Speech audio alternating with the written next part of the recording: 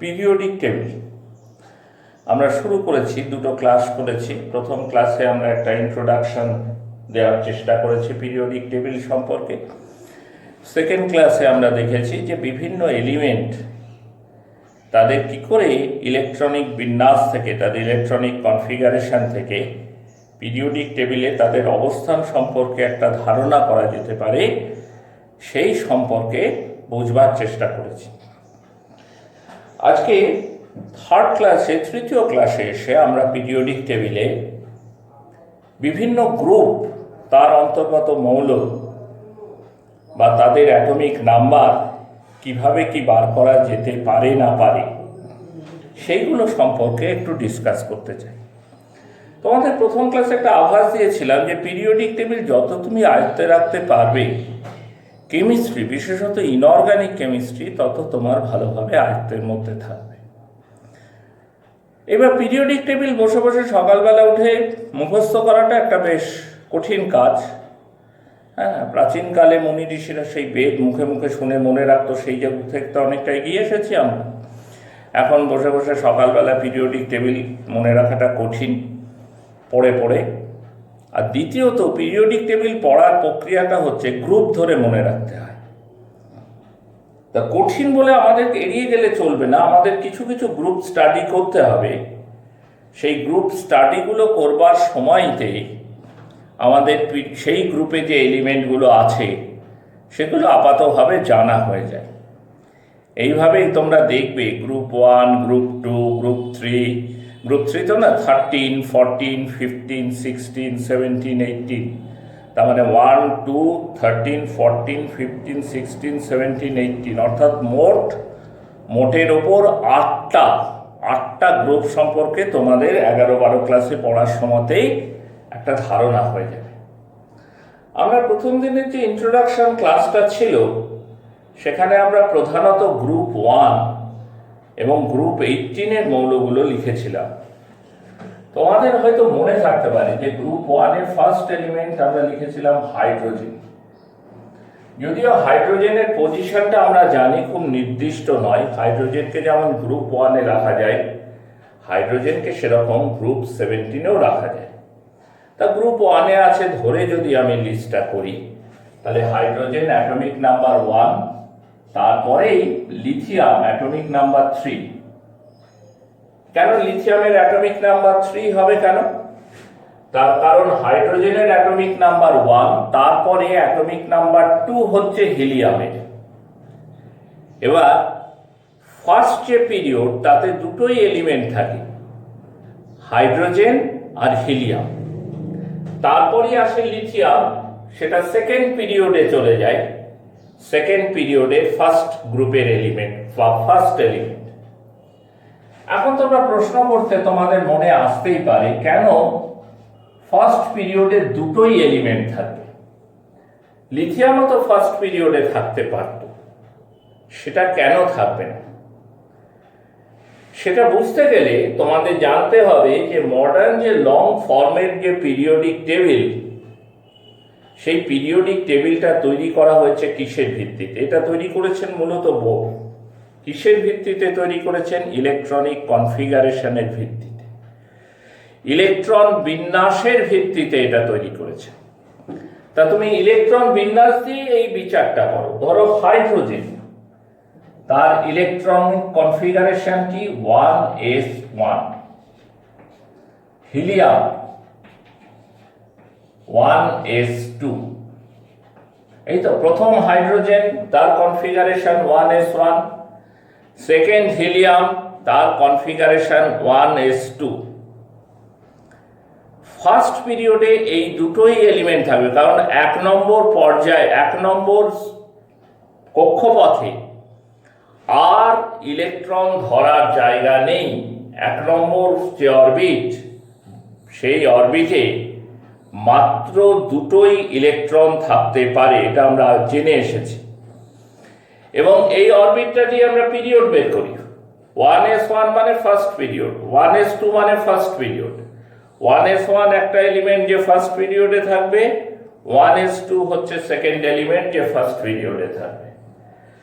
এইবার 1s2 পর আর 1s3 বা 1p1 বলে তো কিছু নেই, তাই ফার্স্ট পিরিয়ডে দুটোই এলিমেন্ট থাকবে। যেহেতু প্রথম কক্ষপথে দুটো ইলেকট্রন ধরতে পারে, তাই ফার্স্ট পিরিয়ডের মধ্যে দুটোই মাত্র এলিমেন্ট থাকবে, দুয়ের বেশি এলিমেন্ট থাকার প্রশ্ন নেই। এখন হিলিয়ামের পর কি আসছে? লিথিয়াম। লিথিয়ামের অ্যাটমিক নাম্বার কত? 3। কনফিগারেশন কি? 1s2 2s1। এই 2s1 চলে এলো 2 নম্বর কক্ষপথ। 2s1 মানে 2 নম্বর কক্ষপথ। তেমনি এলিমেন্টটা ঢুকে পড়লো কোথায়? সেকেন্ড পিরিয়ডে। এলিমেন্টটা কোথায় ঢুকে পড়লো? সেকেন্ড পিরিয়ডের মধ্যে গিয়ে ঢুকে পড়লো। সেকেন্ড পিরিয়ডের ফার্স্ট গ্রুপের এলিমেন্ট। সেকেন্ড পিরিয়ডের সেকেন্ড গ্রুপের এলিমেন্ট কি হবে? বেরিলিয়াম। তার কনফিগারেশন কি? 1s2 2s2। তাহলে লিথিয়ামের পরেই আমরা জায়গা দেব বেরিলিয়ামকে। তারপর কি আসবে? বোরন। তার কনফিগারেশন কি? 1s2 2s2 2p1। 1s2 2s2 2p1। তাহলে এরপরই থাকছে বোরন। তারপর কে আসবে? Carbon. 1s2 2s2 2p2। 1s2 2s2 2p2। তারপর আউটার মোস্ট শেল 2 নাম্বারই থাকছে, তাহলে 2 নম্বর পিরিয়ডের এরা সব এলিমেন্ট। কার্বনের পর আসছে নাইট্রোজেন। 1s2 2s2 2p3। এর আউটার মোস্ট শেল হচ্ছে 2 নম্বর শেল, তাহলে কার্বনের পরেই জায়গা পেল নাইট্রোজেন। তারপর আসছে কি? Oxygen. 1s2 2s2 2p4। Oxygen জায়গা করে নিল। তারপর আসছে কি? Fluorine. 1s2 2s2 2p5। Fluorine. ঠিক আছে। তারপরে আসছে কি? নিয়ন। 1s2 2s2 2p6। এই দিয়ে 2 নম্বর পিরিয়ড কিন্তু শেষ হয়ে গেল। কেন না, এরপরে যে এলিমেন্ট আসবে নিয়নের পর, নিয়নের অ্যাটমিক নাম্বার হচ্ছে 10। 10-এর পর অ্যাটমিক নাম্বার কত হতে পারে? 11। তাহলে যে এলিমেন্টের অ্যাটমিক নাম্বার 11 সোডিয়াম, তার বিন্যাস কি হবে? 1s2 2s2 2p6 3s1। এই যে আউটার মোস্ট শেল চলে এলো 3 নম্বর শেল। সর্ববহিস্থ কক্ষপথ এলো 3 নম্বর কক্ষপথ। সঙ্গে সঙ্গে এলিমেন্টটা থার্ড পিরিয়ডে জায়গা পেয়ে গেল, থার্ড পিরিয়ডের ফার্স্ট গ্রুপে। ন্যাচারালি সেই হিসাবে সোডিয়ামের পর আসবে ম্যাগনেসিয়াম 3s2। ম্যাগনেসিয়ামের পর আসবে অ্যালুমিনিয়াম 3s2 3p1। অ্যালুমিনিয়ামের পর আসবে সিলিকন 3s2 3p2। একটা করে ইলেকট্রন যেই যোগ হবে এক ঘর করে ডান দিকে সরে যেতে থাকবে।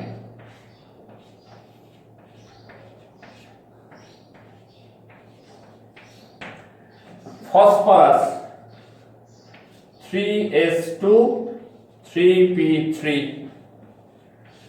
Sulphur 3s2 3p4। Chlorine 3s2 3p5।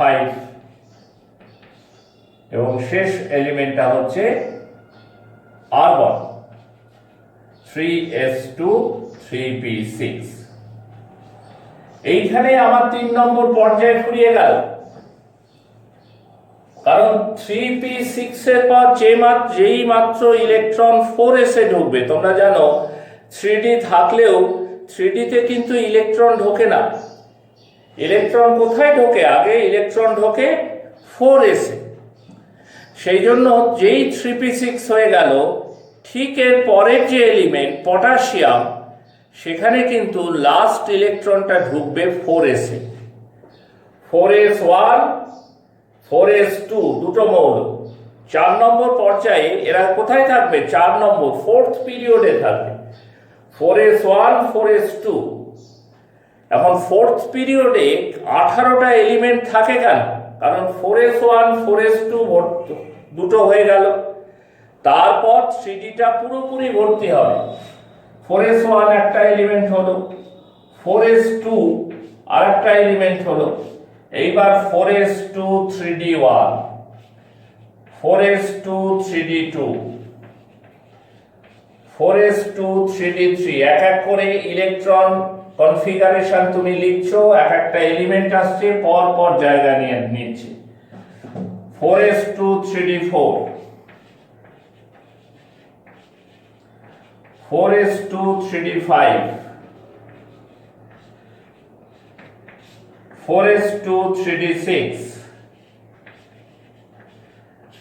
4s2 3d7, 4s2 3d8, 4s2 3d9, 4s2 3d10, তারপরে 4s2 3d10 4p1, এরকম করে চলতে চলতে 4s2 3d10 4p6, এই মোট 18টা মৌল হবে।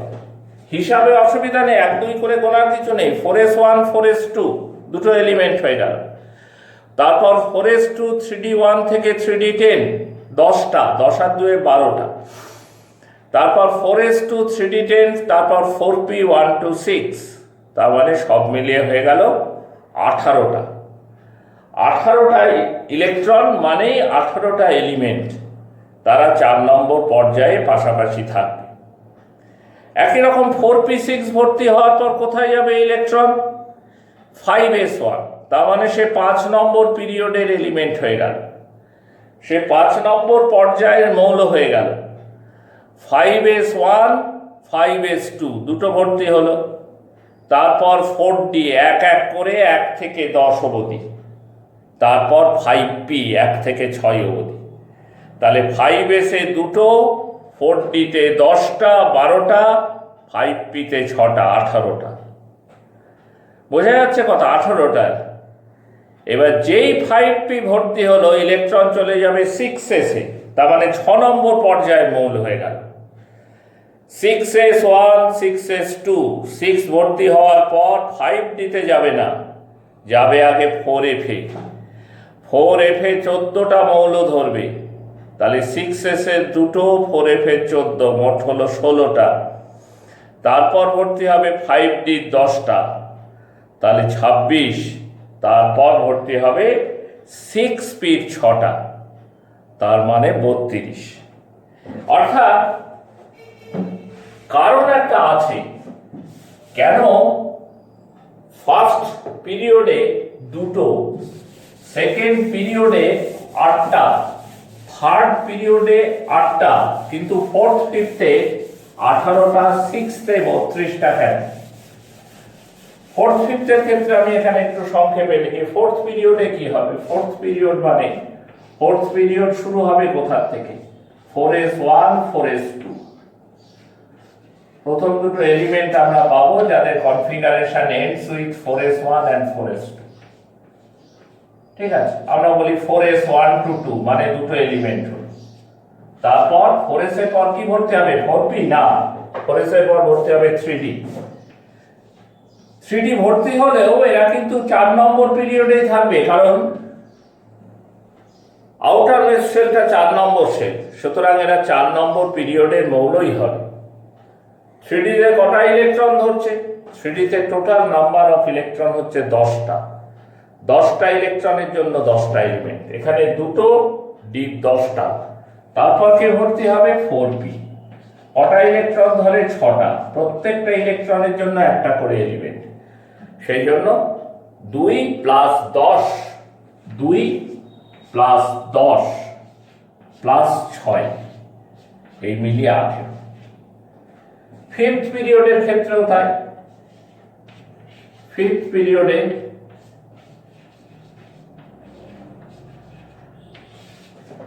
5s 1 to 2,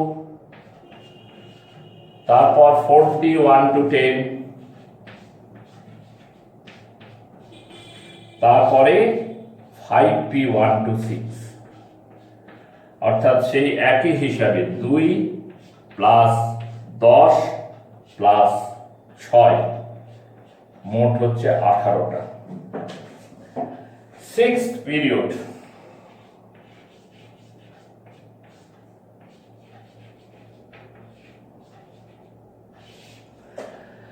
সিক্সথ পিরিয়ড শুরু হচ্ছে 6s 1 to 2, মানে দুটো। তারপরে কিন্তু 4f ভর্তি হচ্ছে। ল্যান্থানাইট সিরিজ তোমরা পড়েছো, 4f 1 to 14, একসাথে একই ঘরে একটা পিরিয়ডের একই গ্রুপে একসঙ্গে জায়গা দেওয়া হয় 14টা মৌলকে। তাহলে এই 14 আর 2 এ 16, 4f এর পর 5d ভর্তি হবে 1 to 10, মানে এখানেও 10টা। 14 2 16 আর 10 26, তারপর 6p, তাহলে 26 আর 6 32। এইভাবে কোনো একটা পর্যায়ে কতগুলো মৌল থাকতে পারে সেটা আমরা ইলেকট্রন বিন্যাসটা যদি ভালো করে শিখি তাহলে আমরা বলে দিতে পারব। একই যুক্তিতে সেভেন্থ পিরিয়ডেও 32টা এলিমেন্ট থাকে এবং সেটা আছে, তোমরা জানো বর্তমান পিরিয়ডিক টেবিলের যা ক্যাপাসিটি সেটা পূরণ হয়েছে। এইবার আমি এটার উপর ভিত্তি করে যেটা তোমাদের দেখাতে চাইছি, ধরো ফার্স্ট গ্রুপ, যদি আমরা হাইড্রোজেনকে অ্যাভয়েড করি, যে হাইড্রোজেনের পজিশন নির্দিষ্ট নয়, ওকে বাদ রেখে হিসাব করি, তাহলে ফার্স্ট এলিমেন্ট পাবো lithium, atomic number 3। Second element কি পাবো সেটা যদি নামটা মনেও না করতে পারো, তোমাদের কিন্তু অ্যাটমিক নাম্বারটা বলা উচিত, কারণ সেকেন্ড পিরিয়ডে মোট 8টাই এলিমেন্ট হয়। তাহলে 8 আর 3, আগে থেকে শুরু হয়েছিল 3 অ্যাটমিক নাম্বার দিয়ে, আর 8টা এলিমেন্ট। তাহলে এবার যে আসবে তার অ্যাটমিক নাম্বার হবে 11। নামটা যদি একটু কষ্ট করে মনে রাখো তাহলে দেখবে সেটা সোডিয়ামের নাম। এবার থার্ড পিরিয়ডে কটা এলিমেন্ট ধরে? থার্ড পিরিয়ডেও মোটের উপর সেই 8টাই ইলেকট্রন ধরে, 8টাই এলিমেন্ট থাকে। কেন থাকে তার ব্যাখ্যাটা দিলাম, 3s2 3p6। তাহলে 11 আর 8 এই যোগ করলে কত হবে? 11 আর 8 যোগ করলে আমি পাবো 19। তাহলে ফোর্থ পিরিয়ডের ফার্স্ট যে এলিমেন্ট হবে, দ্যাট ইজ পটাশিয়াম, তার অ্যাটমিক নাম্বার হবে 19। এবার ফোর্থ পিরিয়ডে কতগুলো এলিমেন্ট ধরে? 18টা। তাহলে 19-এর পর 20, 21, 22, 23, 24, 25, 26 করে 18টা এলিমেন্ট ধরলে পরে এর পরবর্তীতে আমরা পরের পর্যায়ে ফিফথ পিরিয়ডে যে এলিমেন্টটা পাবো তার নাম রুবিডিয়াম। তার অ্যাটমিক নাম্বার কত? 19-এর সাথে 18 যোগ দিতে হবে, 37। প্রথমে যোগ করছিলাম 8, 3 আর 8 যোগ করে 11, তারপর 11 আর 8 যোগ করে 19, এবার যোগ করছি 18। কেন? তার কারণ সেকেন্ড পিরিয়ড আর থার্ড পিরিয়ডে 8টা করে এলিমেন্ট থাকলেও ফোর্থ পিরিয়ডে 18টা এলিমেন্ট থাকে।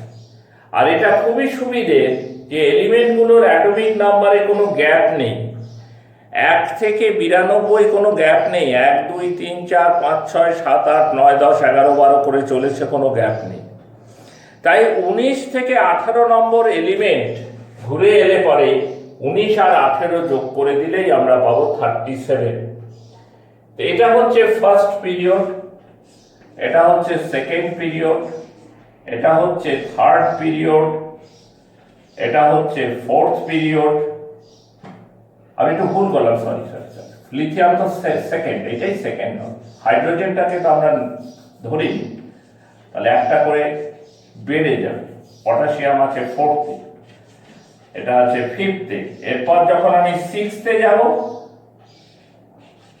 আমি পাবো সিজিয়াম। তার অ্যাটমিক নাম্বার কত হবে? 18 যোগ করতে হবে। কেন 18 যোগ করতে হবে? কারণ ফিফথ পিরিয়ডেও তো 18টা এলিমেন্ট থাকে। তাহলে সিজিয়াম 55। আর সেভেন্থ পিরিয়ডে যখন যাব তখন পাবো ফ্রান্সিয়াম 87। কেননা সিক্স পিরিয়ডেও 32টা মৌলই থাকে। ফ্রান্সিয়াম 87 পাবো। তো এইরকম করে তোমাদের অ্যাটমিক নাম্বারগুলো মনে রাখার সুবিধা আছে। একটু যদি নামটা মনে রাখতে পারো সুবিধা হয়। ধরো আমি বলি, ধরো গ্রুপ 13-এ ফার্স্ট এলিমেন্ট বোরন হচ্ছে 5, সেকেন্ড এলিমেন্ট কে হবে? তুমি হয়তো নাম মনে রাখতে পারছো না। ধরো এক্স, তার অ্যাটমিক নাম্বার কত হবে? 5 আর 8 13। 8 নম্বর মৌলটাতে হবে 5-এর পর 6, 7, 8, 9, 10, 11, 12 এরকম করে 5 আর 8 13। এই এলিমেন্টটা হচ্ছে অ্যালুমিনিয়াম। অ্যালুমিনিয়ামের পরের এলিমেন্টটা কি তুমি হয়তো জানো না নাম, কিন্তু তার অ্যাটমিক নাম্বার কত হবে? একই রকম ভাবে তুমি হিসাব করো, একই রকম হিসাব হবে না। এখান থেকে তোমার লিথিয়াম পর পেলাম বোরন, তাই তো? সোডিয়ামের গ্রুপে পেলাম অ্যালুমিনিয়াম, পটাশিয়ামের গ্রুপে কিন্তু এসে তোমার 18 যোগ হয়ে যাবে। কেন বলো তো? কারণ পটাশিয়াম 4s1, তারপরে এলিমেন্টটা হবে 4s2, তারপরেই তো 3D ভর্তি হতে থাকবে, এবং সেই জায়গাগুলো তো এখানে নেই। এই জায়গাগুলো ফাঁকা। আগে ক্লাসে যে আমি বলেছিলাম 10 যোগ করে নিতে হয়, সুতরাং এখানে 18 যোগ করে নিতে হবে। 13 আর 18 31 গ্যালিয়াম। তারপরে আবার 18 যোগ করে নিতে হবে, এটা হচ্ছে ইন্ডিয়াম 49।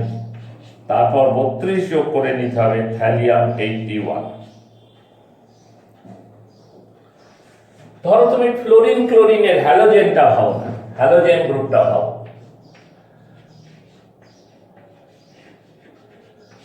হ্যালোজেন দেখা যাচ্ছে না বোধহয় সবটা, আমি একটু এদিকটাই করে লিখি।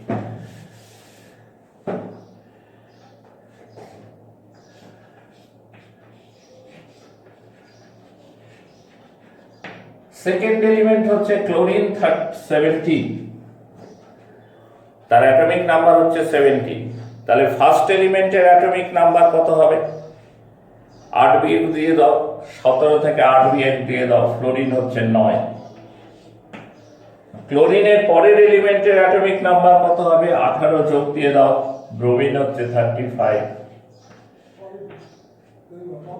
ঠিক আছে, এর পরের এলিমেন্টের অ্যাটমিক নাম্বার কত হবে?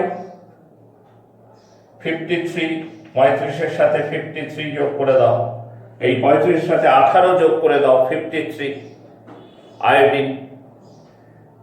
তারপরের এলিমেন্টটা কি হবে? আমরা বলি অ্যাস্টাটিন 80। 53-এর সাথে 32 যোগ করে দাও, 85। এরকম করে তোমরা একটু সতর্ক হয়ে নিজেরাই হিসাব কষে এক একটা গ্রুপ তার এলিমেন্টগুলোর অ্যাটমিক নাম্বার তোমরা হিসাব করতে পারো। এই যে গ্রুপটার কথা বললাম, fluorine, chlorine, bromine, iodine, astatine, এই গ্রুপের একটা বৈশিষ্ট্য আছে, এই এলিমেন্টগুলোকে হ্যালোজেন বলে। সমুদ্রের জল থেকে এদের তৈরি করা যায়, সেই জন্য এদের এরকম একটা নাম হয়েছে। এই গ্রুপের মধ্যে তোমরা 3টে ফিজিক্যাল স্টেটের কম্পাউন্ডই পাবে। সলিড পাবে, লিকুইড পাবে, গ্যাস পাবে। সলিডকে এই যে আয়োডিন বা অ্যাস্টাটিন, এগুলো হচ্ছে সলিড। ব্রোমিন হচ্ছে লিকুইড, তোমরা পড়েছো তরল অধাতু ব্রোমিন। আর ফ্লোরিন আর ক্লোরিন হচ্ছে গ্যাস। তো তো নিচু ক্লাসে তোমাদের এটা হয়তো প্রশ্ন আসতো ক্লাস 10-এ যে পিরিয়ডিক টেবিলের এমন একটা গ্রুপের কথা বলো যে গ্রুপের মধ্যে সলিড, লিকুইড এবং গ্যাসিয়াস এই তিনটে ফেজের এলিমেন্ট পাওয়া যায়। তো সেটা হচ্ছে গ্রুপ 17। ফ্লোরিন এবং ক্লোরিন হচ্ছে গ্যাস, ব্রোমিন হচ্ছে লিকুইড, আয়োডিন হচ্ছে সলিড। দেখো একটা গ্রুপের, কোন গ্রুপ আমি বলছি না এখন, পরে বলছি। ক্যালসিয়াম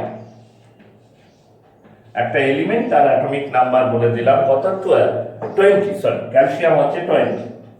দিয়ে বললাম এটাকে ফিল আপ করো, এর উপরে যে এলিমেন্টগুলো থাকবে তার নাম জানলে লেখো, না জানলে XYZ দিয়ে লেখো, কিন্তু অবশ্যই অ্যাটমিক নাম্বারগুলো লেখো। ধরো ক্যালসিয়ামের উপরে যে থাকবে তার অ্যাটমিক নাম্বার হবে 12, 20 থেকে 8 বাদ দিলে 12, দ্যাট ইজ ম্যাগনেসিয়াম। তার উপরে যে থাকবে তার অ্যাটমিক নাম্বার হবে 4, 12 থেকে 8 বাদ দিলে 4।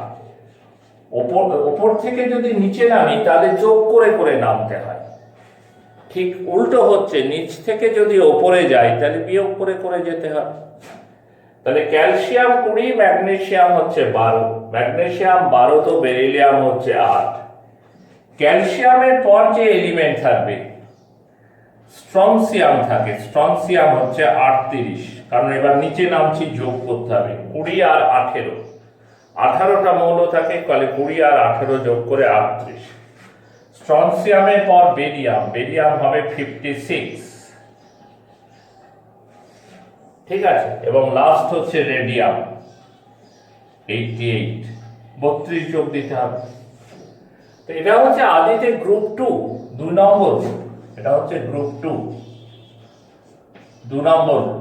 হ্যালোজেন যেমন গ্রুপ 17, হ্যালোজেনের হচ্ছে গ্রুপ 17, আর এটা হচ্ছে গ্রুপ 2। এই গ্রুপ 2 এর একটা বৈশিষ্ট্য আমি এই সূত্রে বলে রাখি, যে গ্রুপ 2 এর সমস্ত মৌলগুলো হচ্ছে মেটাল। পিরিয়ডিক টেবিলে গ্রুপ 2 ছাড়া এমন কোনো গ্রুপ নেই যেখানে সব এলিমেন্টগুলোকে মেটাল বলা যেতে পারে, এমনকি গ্রুপ 1ও নয়। কেন নয়? কারণ তোমরা জানো যে হাইড্রোজেনকে আমরা গ্রুপ 1-এও রাখতে পারি, গ্রুপ 17-এও রাখতে পারি। তাহলে হাইড্রোজেন একটা নন মেটাল, সেটা গ্রুপ 1-এ থাকা মানে সবগুলো এলিমেন্ট যে মেটাল হবে তার কোনো মানে নেই। গ্রুপ 2-ই একমাত্র এলিমেন্ট যেখানে সমস্ত এলিমেন্ট হচ্ছে মেটাল। বেরিলিয়াম, তারপর আসছে তোমার ম্যাগনেসিয়াম, ক্যালসিয়াম, স্ট্রনসিয়াম, বেরিয়াম এবং রেডিয়াম। এদের মধ্যে রেডিয়াম হচ্ছে রেডিও অ্যাক্টিভ। তো আজকের ক্লাসে এই পর্যন্তই থাক, আমরা পরের দিনের ক্লাসে এখান থেকে আলোচনাটাকে এগিয়ে নিয়ে যাব, ঠিক আছে।